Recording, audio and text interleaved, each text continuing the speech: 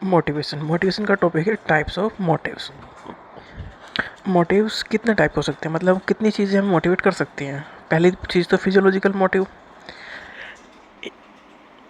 या सेकेंड है social motive, personal motive and unconscious motive. Physiological motive का मतलब सिंपल सी बात ये है कि हमारा बॉडी, उस खाना पीना चाहिए हमें, तो ये इन्हें कहते हैं प्राइमरी मोटिव। मतलब बेसिक सबसे पहले तो ये चाहिए ना कि हमारा शरीर ठीक ठाक रहे, उसकी शरीर की ज़रूरतें पूरी हों। These motives are primarily biological and arise from the body's requirement। मतलब खाने पीना छत सब कुछ चाहिए हमें, तो ये हमारा प्राइमरी मोटिव है। ये है biological and arise from the body requirement to maintain homeostasis. मतलब बॉडी चलती फिरती ठीक ठाक कंडीशन में रहे, ये हमारा पहला मोटिव है। फिजियोलॉजिकल मोटिव जैसे कि हंगर, थ्रस्ट, भूख, प्यास, स्लीप, ब्रीदिंग, पेन अवॉइडेंस। मतलब हम पेन, ऐसा तो नहीं है कि पेन लेके मजे आते हूँ तो उसे अवॉइड करते हैं कि जहाँ हमें दुख दर्द मिले वहाँ हम जाते ही नहीं। सेक्सुअल ड्राइव, मतलब हार्मोन चेंज होते हैं एडोलसेंट में, तो ये सारे हैं प्राइमरी मोटिव या फिजियोलॉजिकल मोटिव जो हमें मोटिवेट करते हैं कुछ भी चीज़ अचीव करने के लिए, कोई भी गोल अचीव करने के लिए। पहला गोल तो ये है कि भूख प्यास खाना पीना हमें टाइम से मिले, तो ये हमारा पहला गोल सभी का है। तो ये प्राइमरी गोल है या प्राइमरी मोटिव है या फिजियोलॉजिकल मोटिव्स हैं। नेक्स्ट है सोशल मोटिव या सेकेंडरी मोटिव। सोशल मोटिव मतलब देखो खाना पीना छत, ये घर हो गया, खाना पीना का इंतजाम हो गया, अब सोसाइटी में चाहिए इज्जत, तो ये है सेकेंडरी मोटिव। तो social motive are the drive that lead individual to engage in behaviour that fulfil social need and desire. हम सोसाइटी में घुलना मिलना रहना शुरू करते हैं जिससे हमारी रेपुटेशन बढ़े, तो हम एंगेज होते हैं, खुद को बिजी करते हैं किस चीज़ में, सोशल नीड्स और डिज़ायर को पूरा करने में। These motives are influenced by interaction with others and the social environment.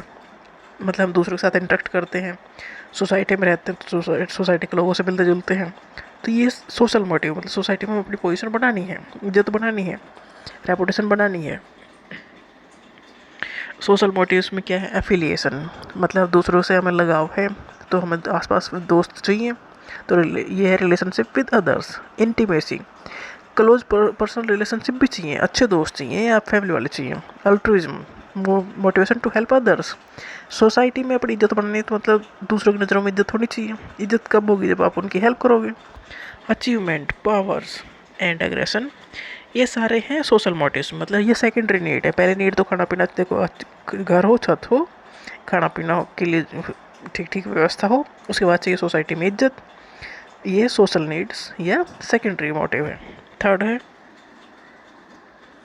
Personal motives. Personal motive are the internal drive, मतलब हम कुछ चीज़ को पाना चाहते हैं उसके लिए, that influence an individuals action and decision. मतलब हमारा कोई टारगेट है, कोई गोल है, कोई वैल्यू है, कोई मतलब हमारी कोई इच्छा है, उसे पाने के लिए हमारा मूवमेंट किस तरह से होगा, हमारा बिहेवियर कैसा होगा, ये हमारे पर्सनल मोटिव है। मतलब हमारी खुद की डिज़ायर जो है उन्हें पूरा करने के लिए ये हमारे पर्सनल मोटिव हैं। डिज़ायर फॉर इंडिपेंडेंस हो सकती है, self determination and control over one's own life, मतलब हम खुद की डिसीजन खुद ले सकें।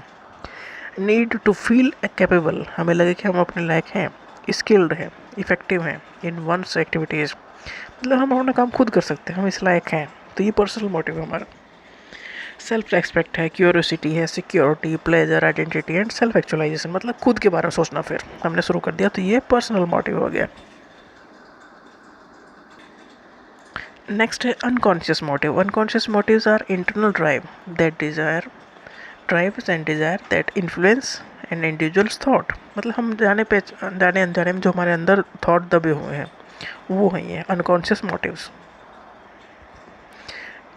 Influence an individuals thought, feelings and behaviour without their conscious awareness. मतलब हम कॉन्शियसली जानबूझ के वैसा नहीं कर रहे हैं, पर हमारे अंदर मन में कई चीज़ें जो दबी रह गई हैं वो चीज़ भी हमें मोटिवेट करती है। Unconscious motive influence behaviour in indirect way, ये हम अनकॉन्शियसली कर रहे हैं, तो मतलब जानबूझ के नहीं कर रहे हैं, जानबूझ के नहीं कर रहे हैं, तो मतलब हमें नहीं पता हमारा बिहेवियर इस तरह से कैसे हो जा रहा है, इनडायरेक्ट वे में हो रहा है। Unconscious motives can arise from unresolved conflict, जो कन्फ्लिक्ट रिजोल्व नहीं हुए, मतलब हमें चुप करा दिया गया।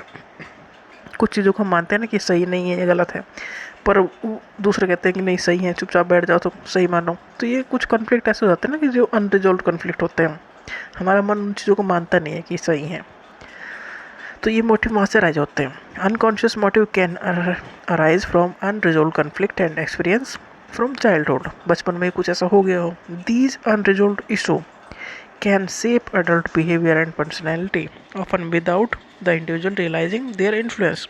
मतलब बचपन में कुछ चीज़ें दबी रह जाती है ना मन में, तो वो चीज़ें हमें इन्फ्लुएंस करती हैं फिर अनकॉन्शियसली कहीं ना कहीं।